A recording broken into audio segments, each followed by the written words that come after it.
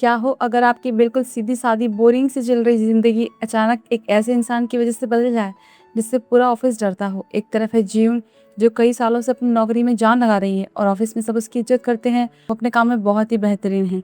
लेकिन उसकी personal life पूरी तरह से खाली है, ना रोमांस है, ना एक्साइटमेंट, बस वही रोज़ का बोरिंग रूटीन। और दूसरी तरफ है कांग सीईओ, एक ऐसा बॉस जो दिखने में बिल्कुल परफेक्ट है, हैंडसम, डिसिप्लिन्ड, स्मार्ट, लेकिन उसके कोल्ड एटीट्यूड और कड़वे स्वभाव की वजह से ऑफिस में हर कोई उससे दूरी बनाकर रखता है। अब सोचिए, जब एक इमोशनली स्टक लड़की की जिंदगी में एक ऐसा रूड बॉस एंट्री मारे जो बाहर से बर्फ जैसा ठंडा हो, लेकिन धीरे धीरे उसकी जिंदगी को हिला कर रख दे, तो क्या होगा।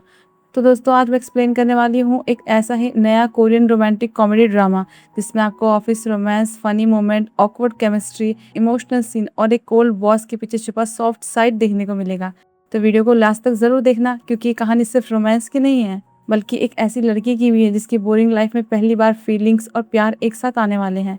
तो कहानी शुरू होती है और हमें जीवन को ही दिखाया जाता है। वो बेसबॉल मैच देख रही थी और अपने बॉयफ्रेंड गाइल का वेट कर रही थी। तभी उसका बॉयफ्रेंड उसे मैसेज करता है कि मैं ट्रिप पर जा रहा हूँ, तो आ नहीं पाऊंगा। पर जियो ने तो उसके लिए केक पर प्रपोजल का मैसेज लिखा था, जिसका कोई फायदा भी नहीं।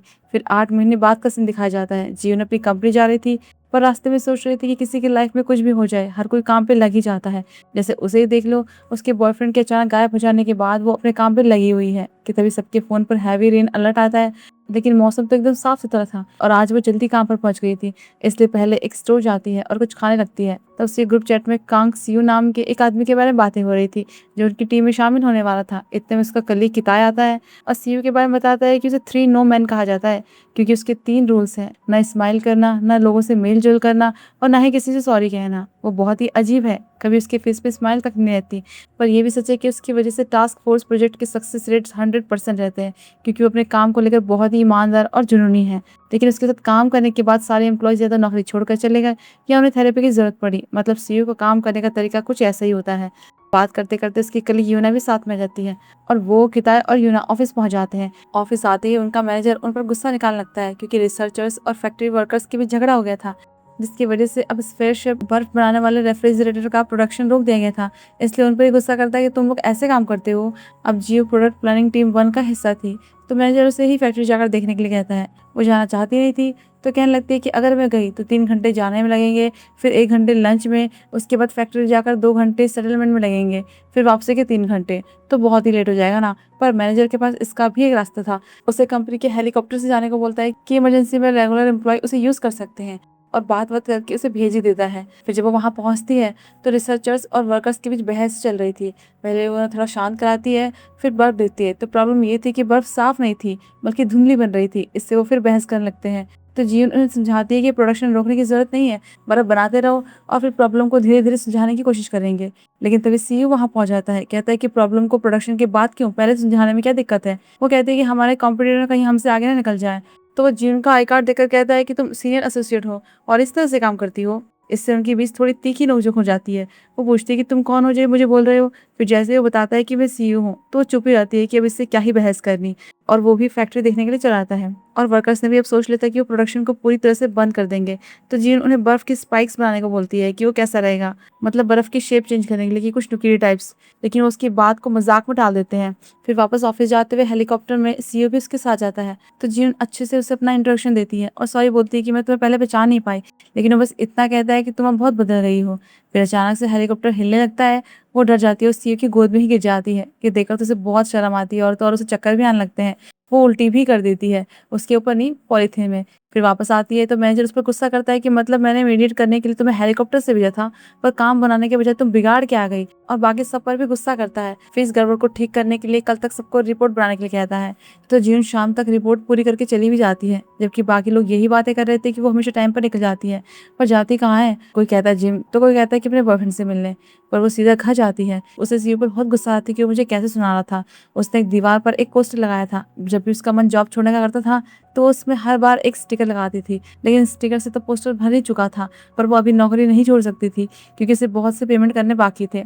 तो फ्राइड चिकन मंगाती है और फिर बियर के साथ अपनी फ्रेंड से बात करके उसके साथ अपनी प्रॉब्लम शेयर करती है। तो उसकी फ्रेंड कहती है कि सीईओ से दूर रहना, और फिर उससे गायल के बारे में पूछती है, उसके एक्स बॉयफ्रेंड के बारे में। कहती है कि तुम अभी उसे भूल नहीं पाई हो ना। पर जीवन मना कर देती है कि ऐसा कुछ भी नहीं है। फिर हमें फ्लैशबैक में दिखाया जाता है कि जियोन कॉलेज में गायल से मिली थी और उसने उसे म्यूजिक रूम में गाना गाते हुए सुना था। तो पहले ही नज़र में उसे वो बहुत पसंद आ गया था। तब उसने गायल से झूठ बोला कि उसे ड्रम बजाना आता है, इसलिए उसने उसे अपने बैंड में आने के लिए कहा था। तो फिर जियोन ने ड्रम बजाना सीखा और उसके बैंड में शामिल हो गई। ऐसे वो साथ में परफॉर्म करने लगे, उनकी अच्छी दोस्ती हो गई। फिर गायल मिलिट्री में चला गया और वहाँ से आने के बाद म्यूजिक के काम से वो अलग अलग जगह जाता रहा। पर जियोन उसे मिस करती थी और बता भी नहीं पाई कि वो उसे प्यार करती है। फिर अगले दिन जब वो ऑफिस जाती है तो उसे और उसकी बाकी टीम कलीग को एक बहुत बड़ा सरप्राइज मिलता है, क्योंकि सीईओ उनके प्रोडक्ट प्लानिंग टीम 2 का लीडर बन गया था। तो मतलब अब वो उसके सामने ही रहेगा। तो टीम 2 से किताय उसे लंच पर चलने को बोलता है, लेकिन वो मना कर देता है कि मैं खुद ही अकेले खा लूंगा। फिर लंच टाइम पर जियोन की माँ उसे बाहर बुलाती है और एक रेस्टोरेंट आने को बोलती है। वहां जाकर पता चलता है कि उन्होंने उसके लिए एक ब्लाइंड डेट फिक्स की थी। अब जियोन तो माँ को फोन करने लगती है, लेकिन वो उठाती ही नहीं, इसलिए उसे उस लड़के से मिलना ही पड़ता है। पर सीईओ उन्हें देख लेता है, क्योंकि वो भी उसी रेस्टोरेंट आया था। पर तब ऐसा लग रहा था कि जैसे वो जियोन पर हंस कर जा रहा हो। तो जियोन उस लड़के को बता देती है कि अभी उसके एक्स बॉयफ्रेंड के साथ उसका रिलेशन खत्म नहीं हुआ है, इसलिए वो किसी को डेट नहीं कर रही है। फिर जब वापस ऑफिस जाती है तो डिजाइनर टीम की मैनेजर मिस चोई से मिल जाती है। तो वो उसे अपनी शादी का इन्विटेशन देती है कि जरूर आना, क्योंकि उनकी और डिजाइनर टीम ने बहुत बार साथ में काम किया था। लेकिन फिर अपने ऑफिस आते आते सब लोग जियोन को कॉन्ग्रेचुलेट कर रहे थे कि उसकी भी शादी होने वाली है ना। तब वो देखती है कि किसी ने ऑनलाइन फोरम में उसकी ब्लाइंड डेट के बारे में पोस्ट किया था। उसे लगने लगता है कि कहीं ये सीईओ के काम तो नहीं, क्योंकि सिर्फ उसने ही उसे वहां देखा था। तो वो सीईओ से इस बारे में बात करती है कि पता नहीं किसने मेरे ब्लाइंड डेट की खबर फैला दी। लेकिन जब उससे बात करती है तो उसे समझ आता है कि ये उसने नहीं किया है। तब सीईओ उसके इन्विटेशन कार्ड को देखने लगता है। तो जियोन उसे शादी के बारे में बता देती है और पूछती है कि क्या वो भी जाएगा। और वैसे उसे जाना भी चाहिए, लेकिन वो बहुत रूडली कहता है कि मैं वहां क्यों जाऊं, और चला जाता है। फिर घर जाते हुए जीन अपनी माँ पर ब्लाइंड डेट को लेकर गुस्सा करती है कि मुझे अभी डेट नहीं करनी है, किसी से शादी नहीं करनी। पर उसकी माँ को गायल के बारे में पता चल गया था, इसलिए उन्हें चिंता थी कि वो कब तक अकेले रहेगी, कब तक उसके बारे में सोचती रहेगी। लेकिन जीन गुस्सा हो जाती है और फोन ही काट देती है।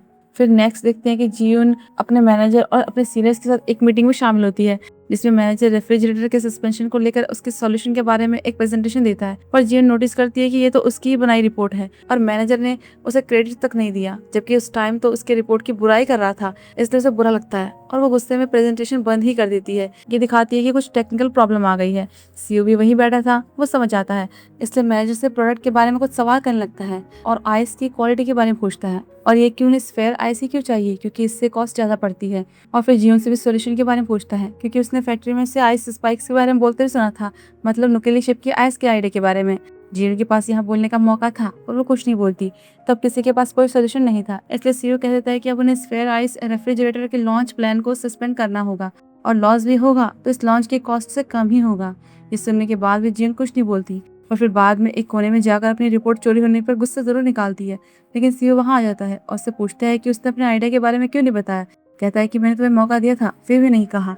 तो वो कहते हैं कि मैं अभी उस आइडिया को लेकर श्योर नहीं हूँ, इसलिए नहीं बोला, और चली आती है। तब सीईओ की नजर उसकी डायरी पर पड़ती है, जिसे जीवन गलती से वहां भूल गई थी। वहीं बाकी सब लोग काम खत्म करके घर जा रहे थे। तब किताई भी जीवन से कहता है कि वो मिस चोई की शादी के लिए सीईओ से कैश गिफ्ट ले ले, क्योंकि बाकी सबसे तो उसने ले लिया था। पर सीईओ से वैसे ही वो डरते थे, लेकिन जीवन से मिल चुकी थी, इसलिए उसे ये काम करने का बोलता है। लेकिन मिस चोई की शादी को लेकर जैसा रिएक्शन सीईओ ने दिया था वो पूछ ही नहीं पाती। फिर जब वो बस का वेट कर रही थी तो सीईओ वहां आ जाता है, उसे उसकी डायरी देता है, बताता है कि मुझे ये शोरूम में मिली थी, वो बस इसे ही देने आया था। इतने में बस भी आ जाती है तो जीवन उसमें चढ़ जाती है, लेकिन उसके पीछे पीछे सीईओ भी उसके साथ बस में चढ़ जाता है और उसके बगल में आकर बैठता है। वो बहुत सरप्राइज होती है कि ये इसमें क्यों आया, और इतनी सारी सीट खाली होने के बाद भी इसे यही मेरे बगल वाली सीट मिली, कहीं मेरा पीछे तो नहीं कर रहा है। और वो उसकी डायरी में लिखे उसके आइडियाज के बारे में बात करने लगता है, क्योंकि उसने वो देख लिए थे और वो उसे इंटरेस्टिंग लगे थे, इसलिए वो उन्हें लेकर जीन की तारीफ भी करता है। तो जीन को लगने लगता है कि शायद वो शादी का गिफ्ट देने आया हो, इसलिए उससे पैसे मांगती है। तब उसे पता चलता है कि सीईओ असल में मिस चोई का एक्स हस्बैंड है, यानी कि उसी की जिसने अपनी शादी का इन्विटेशन उसे दिया था। इतने में सीईओ का स्टॉप भी आ जाता है तो वो उतर जाता है, लेकिन जियो तो इन सबसे शॉक्ड हो गई थी कि क्या सीईओ मिस चोई का एक्स हस्बैंड है। फिर नेक्स्ट जियो मिस चोई की शादी भी जाती है, पर वो अभी भी सीईओ के बारे में ही सोच रही थी। उसे बुरा लग रहा था, इसलिए उसे मैसेज करती है कि मुझे पता नहीं था, अगर तुम्हें बुरा लगा तो मुझे माफ करना। फिर बाहर घूमने जाती है। तब कपल्स को देखकर सोचती है कि कुछ लोगों को लगता है कि शादी के बाद रोमांस खत्म हो जाता है, लेकिन उसके लिए तो ये रोमांस की शुरुआत हुआ करती थी। फिर हमें पास्ट का सीन दिखाया जाता है जब वो और गायल अपनी शादी को लेकर कितना खुश रहते थे, लेकिन फिर सब कुछ बदल गया। ये सोचकर वो इमोशनल आती है। उसने गायल को मैसेज पे मैसेज किए थे पर कोई रिप्लाई ही नहीं आया था कि तभी सीईओ इसके मैसेज का जवाब देता है कि अगर तुम्हें बुरा फील हो रहा है तो मुझे ड्रिंक पे ले चलो। फिर नेक्स्ट वो उससे मिलने जाती है, पर उसे दिख नहीं रहा था। बात करते करते वो बीच रोड में पहुंच जाती है और सिग्नल भी हटने वाला था कि सीईओ उसका हाथ पकड़कर उसे साइड में ले आता है। इसके बाद वो जीवन को अपने एक दोस्त के बार में ले जाता है, जीवन तो वैसे सरप्राइज हो रही थी कि उसने सोचा भी नहीं था कि वो सीईओ के साथ वीकेंड पर कहीं जाएगी और ऊपर से उसका कोई फ्रेंड भी होगा। और सीईओ खुद अभी एकदम कोई और ही लग रहा है, जैसे कोई और ही इंसान हो, वो ऑफिस वाला नहीं, एकदम नॉर्मल इंसान। तब सीईओ से पूछता है कि शादी कैसी रही। जीवन सोचने लगती है कि शायद इसीलिए इसने मुझे मिलने बुलाया हो। पर सीईओ बताता है कि मुझे जॉब से निकाल दिया गया है, तो अब मैं टीम 2 का लीडर नहीं हूँ। पहले तो ये सुन के वो चौंक जाती है, फिर कहती है कि तुम्हें प्रोडक्शन के सस्पेंशन का सजेशन नहीं देना चाहिए था।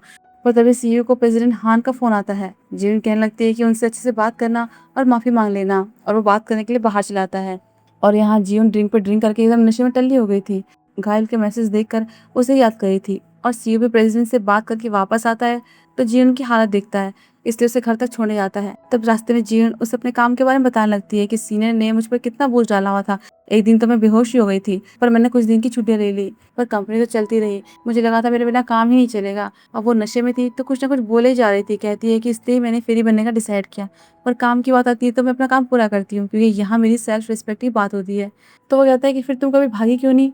ये सुन के वो रुक जाती है और कहने लगती है कि तुम्हें पता है, मैं उसे प्रपोज करने वाली थी, पर उससे पहले ही वो भाग गया। वो पूछता है कि कौन, तो कहते हैं कि मेरा बॉयफ्रेंड। फिर बात करते करते और चलते चलते उसका पैर फंस जाता है। अब वो गिरने वाली होती है कि सीईओ उसे संभाल लेता है। कहता है कि ध्यान रखो, इस एज में गिरोगी तो हड्डियां टूट सकती है। फिर कल के लिए पूछता है कि तुम कल फ्री हो क्या, कल फिर मिलते हैं। लेकिन जियो उसे अपने घर बुलाती है कि चलो साथ में एक और ड्रिंक लेते हैं। और यहीं पर ये एपिसोड खत्म होता है। तो फिर हम जल्दी मिलते हैं अगले एपिसोड में।